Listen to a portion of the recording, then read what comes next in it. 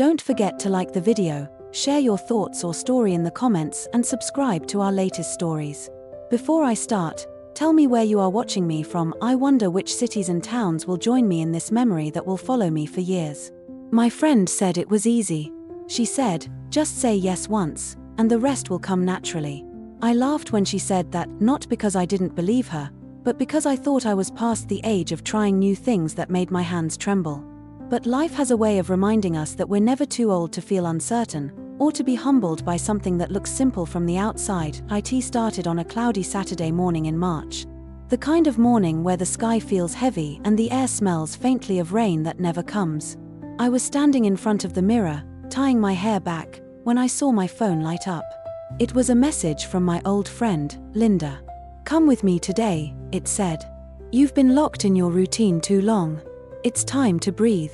I smiled at her words. Linda always had this unshakable energy about her. We'd been friends for years, met in our 20s, drifted apart in our 30s, and somehow found our way back to each other in our 50s. She was the type who could turn a trip to the grocery store into an adventure. I, on the other hand, preferred comfort, predictability, quiet. But lately, that quiet had begun to feel more like emptiness. I called her back. What's this about? I asked, already hearing the excitement in her voice before she answered. You'll see, she said. Just wear something comfortable. And no excuses. I should have said no. I had chores waiting, laundry, and a dozen small tasks that gave my day structure. But the truth was, I was lonely. My house was too quiet, my days too predictable. So I said yes. Linda arrived in her old silver car, music playing low, her hair caught by the wind like she was a teenager again. She gave me that grin, the one that made it impossible to resist her plans. You're going to thank me later, she said, as we drove out of town. The road wound through the hills, past bare trees and faded barns that looked like they had stories of their own. The farther we drove, the lighter I felt, as if each mile peeled away a layer of the heaviness I'd been carrying. Finally, she stopped at a quiet park by a lake. The water shimmered, catching the little bits of sunlight that broke through the clouds. A group of people were there, standing in a circle, laughing. They looked relaxed, confident. Free Linda, I whispered. What is this? Just a little workshop, she said, unbuckling her seatbelt. They call it a voice circle. Everyone takes a turn sharing something from their life. Something real. No scripts, no pretending. Just truth. I froze. Oh, no. No, no, no. I can't do that. I don't even like speaking up at family dinners. She put a hand on my arm, gentle but firm. You can. Trust me. It's easy. That's when she said it, the line that would echo in my head for days. Asterisk, it's easy. Asterisk, but it wasn't. The leader, a tall man named Greg with a warm, patient smile, welcomed us. He explained the idea that sharing aloud, especially with strangers, could release something hidden. Fear, grief, hope. I nodded, but my stomach was tight. One by one, people spoke. A woman talked about losing her husband. A man shared how he had rebuilt his life after retirement. Their words were raw, trembling sometimes, but beautiful. When it came my turn, I felt my pulse in my throat. I stood up, looked around, and saw nothing but kindness in their eyes. Yet my voice wouldn't come. Linda gave me an encouraging nod. Just breathe, she mouthed. I took a deep breath and said, I don't really know what to say. My voice cracked, but no one laughed. They waited, so I went on. I think somewhere along the way, I forgot how to feel proud of myself. I keep doing what's expected, but I don't remember the last time I did something that made me truly alive. The words surprised even me. They came out of nowhere, spilling faster than I could control. I talked about the routine, the quiet dinners, the moments when I caught myself staring at the same photo on the shelf, my husband and I, years ago, smiling in a way that seemed distant now. When I finished, there was silence. Then, gentle applause. Greg smiled softly. That, he said, was honesty. That's harder than anything else we do here. Linda's eyes were glassy. She reached out and squeezed my hand. See, she whispered. Told you it was easy. But as I sat down, my hands trembling, I realized it wasn't easy at all. It was terrifying. But it also felt necessary. Like the first breath after being underwater too long. Later, As we walked back to the car, I noticed how calm the lake had become. The reflection of the trees shimmered in the water like they were bending toward their own truth. I turned to Linda. "You knew this would happen, didn't you?" She smiled, the kind that said she'd been here herself once. "I just knew you needed to let something go." As the car rolled down the road toward home, I looked out the window and thought about what I'd said. About how strange it felt to hear my own voice tell a truth I hadn't even admitted to myself. That night, I couldn't sleep. I kept hearing her words, "it's easy." But I knew now that sometimes, the things that look easy from the outside are the ones that change us the most, and deep down, I felt something stir, a quiet promise to myself. That maybe, just maybe, this was only the beginning. After that day at the lake, I couldn't stop thinking about what happened. The circle, the strangers, the quiet way they listened, it all lingered like a melody that wouldn't fade. I thought I'd feel embarrassed for speaking so openly, but instead, I felt lighter. Not happy exactly, but relieved, as if I'd unclenched something inside me that had been tight for years. Linda called me the next morning. "Well," she said cheerfully, "you survived your first voice circle." "I did," I said, pouring myself a cup of coffee. "Barely." She laughed. "You did better than you think. Greg said you had one of the most honest moments he's seen in a while." "Greg said that?" I asked, surprised at how warm it made me feel. "Yes. You should come again next week. They meet every Saturday." I hesitated. I'd already faced my fear once, wasn't that enough? But part of me was curious. Maybe this was what I needed to talk, to listen, to feel connected again. So, I agreed. That following Saturday, the sun was brighter, the lake calmer. The same faces greeted me, a few smiles, a few nods of quiet recognition. Greg stood at the center again, his calm voice rolling through the air like steady waves. This time, I didn't wait for Linda to push me. I sat closer to the circle, next to a woman named Evelyn who wore a yellow scarf that smelled faintly of lavender. We started chatting before the session began. She was 72, widowed, with 3 grown children. Her laugh was contagious, the kind that comes from someone who's known pain but hasn't let it harden her. When Greg asked if anyone wanted to start, Evelyn raised her hand. She spoke about her late husband, how she still made coffee for 2 out of habit. Her voice trembled when she said, "Sometimes I forget he's gone, and then I remember twice, once when I pour his cup, and again when no one drinks it." The circle was silent, except for the rustling of leaves. Her words wrapped around us, tender and raw. When it was my turn, I didn't overthink it this time. I told them how, after last week, I'd started walking every evening, no phone, no music, just me and the sound of my footsteps. I told them how strange it felt to notice the small things again, the creak of the old bridge, the neighbor's cat that followed me halfway down the block, the scent of wet grass after sunset. Greg nodded. "That's presence," he said softly. "That's the start of rediscovering yourself." I smiled, though a small ache tugged at my chest. Because as I spoke, I realized how much of my life I'd spent waiting for the right time, the right reason, the right courage to do something different. After the circle, Greg asked me to stay behind for a few minutes. "You have a natural way of drawing people in when you speak," he said. "You might not see it, but others do." I looked at him, unsure how to respond. "I just talk," I said. "That's exactly it," he replied. "You talk honestly. And that's rare." There was something about his voice, calm, measured, that made me feel safe. We ended up sitting on the grass by the water, talking long after everyone else had left. He told me how he'd started the voice circle after losing his wife to illness 5 years ago. "I thought I was teaching people how to speak," he said. "But really, I was learning how to listen again." Something in his words struck me deeply. The stillness between us wasn't awkward, it was peaceful. The kind of silence that holds meaning instead of absence. When the wind picked up, he smiled and said, "Same time next week?" I nodded. "Yes. I think I'll be here." Driving home, I noticed how the road looked different, brighter somehow, even though it was the same stretch of highway I'd driven 100 times before. Maybe that's what change feels like at this age, not a big explosion, but a quiet shift in how the world looks when you finally open your eyes again. That evening, I sat by the window with a cup of tea and thought about Linda, about Greg, about all those faces in the circle.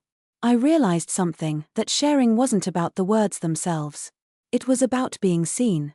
And after so many years of blending into the background, That feeling was intoxicating. The next week, I brought a notebook with me.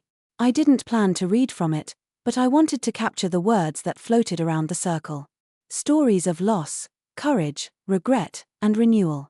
Each one stitched something back into the fabric of my heart that I hadn't even known was torn. After everyone left, Greg looked at my notebook and smiled. "You're writing now?" "Just thoughts," I said, a little shyly. "Keep doing it," he said. Sometimes writing helps us hear what our voice is too scared to say. I didn't know then how much that advice would matter. But I felt it settle in me like a seed waiting for the right moment to grow. That night, as I lay in bed, I thought about the first day, how Linda had told me it was easy, and how I'd almost said no. I smiled in the dark, whispering to myself, maybe easy isn't the point. Maybe brave is. And for the first time in a long while, I fell asleep feeling proud, not for what I'd done, but for finally beginning. By the time the third Saturday arrived, I felt a strange mix of anticipation and nervousness. The voice circle had become the highlight of my week, and I found myself thinking about it even during mundane tasks, folding laundry, washing dishes, making my evening tea.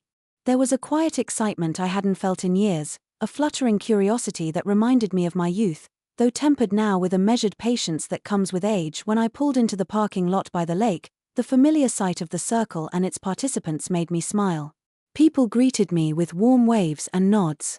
Evelyn, in her yellow scarf, approached with a small basket. "Brought some cookies," she said. "For sharing." I laughed, feeling a comfort in the predictability of these small gestures. Even as we stepped closer to the group, the air seemed charged with a gentle anticipation, the kind that makes ordinary moments feel extraordinary. Greg, as always, stood at the center, a quiet anchor in the midst of chatter and laughter. "Good morning," he said, his voice calm and welcoming. "Today, we'll explore not only our stories but the way we connect to them. Sometimes, understanding our reactions can reveal more than the story itself." I listened, feeling a little thrill of nervousness in my stomach. Each week, I discovered more about myself. This week, however, I had decided I would challenge myself. I would not just share my story, I would allow myself to reflect, to speak honestly about the changes I wanted, the fears I held, and the hopes I still nurtured quietly in the corners of my heart. When the circle began, Evelyn shared a memory of traveling abroad when she was younger. Her voice carried a soft nostalgia that made me imagine distant landscapes and sunlit streets. A man named Peter spoke next, describing the moment he'd retired and realized he didn't know what to do with all his free time. His laughter was tinged with a kind of sadness, the kind that only comes from recognizing the passage of years. Then it was my turn. My heart pounded, and I felt the familiar tightening of nerves, but I also felt something else: courage. I took a deep breath, closing my eyes for a moment to gather my thoughts. "I've been thinking a lot about change," I began, my voice shaking slightly at first. "About how life can feel like a routine we can't escape. And then something small happens, something that shakes the foundation, and suddenly, you realize you've been holding yourself back. I came here because I wanted to see if I still had the courage to feel, to share, to connect." I paused, scanning the faces around me. They were patient, understanding, attentive. Their eyes didn't judge, they witnessed. "I'm afraid of many things," I continued. "Of failure, of embarrassment, of being too late. But more than that, I'm afraid of forgetting to live fully, to notice the beauty in ordinary moments, and to let the people around me know I see them, I appreciate them. I'm learning that being brave doesn't always mean doing something extraordinary. Sometimes, it means saying aloud what you've been keeping inside for too long." There was a gentle hush over the circle. The wind moved through the trees, lifting the loose strands of my hair, and for a moment, it felt as though the world had narrowed down to this small, intimate space by the lake. After I spoke, Greg smiled. "That was beautifully said," he remarked. "Not everyone finds the courage to speak not only about what they feel but about why they feel it. Reflection is just as powerful as storytelling." I nodded, feeling a quiet pride. But what struck me most wasn't the approval, it was the connection. The way Evelyn reached out and held my hand for a moment, the way Peter gave me a small, encouraging nod, the way Greg's calm presence made me feel understood.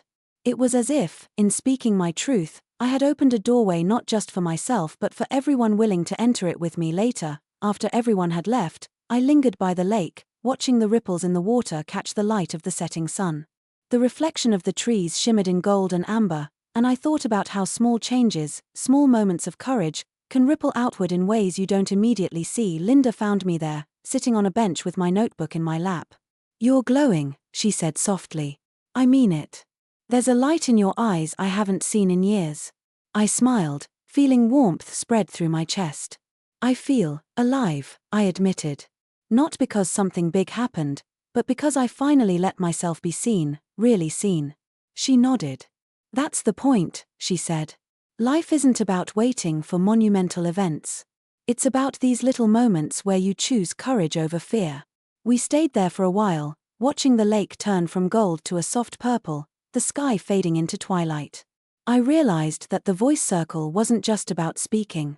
It was about listening to others, to myself, to the world around me. And in that quiet reflection, I felt a sense of growth I hadn't known I was capable of. Driving home that evening, I noticed how differently I saw the town I'd known all my life.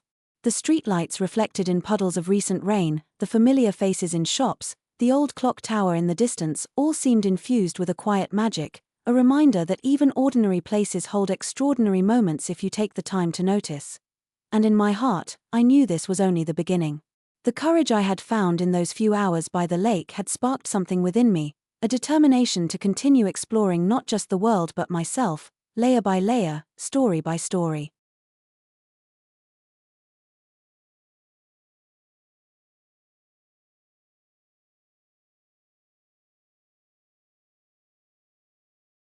By the fourth Saturday, I realized that the voice circle had become more than just a weekly event. It had become a mirror reflecting parts of myself I hadn't seen in years. I was no longer just a participant, I was a witness to the unfolding of lives, including my own. Each story shared, each hesitation, each burst of laughter or tear had created an invisible thread, connecting us in ways that words alone could not capture. When I arrived, the air had a crispness to it, the kind that hinted at early spring. The lake sparkled in the morning light, and the scent of damp earth mixed with faint blossoms drifted over the park.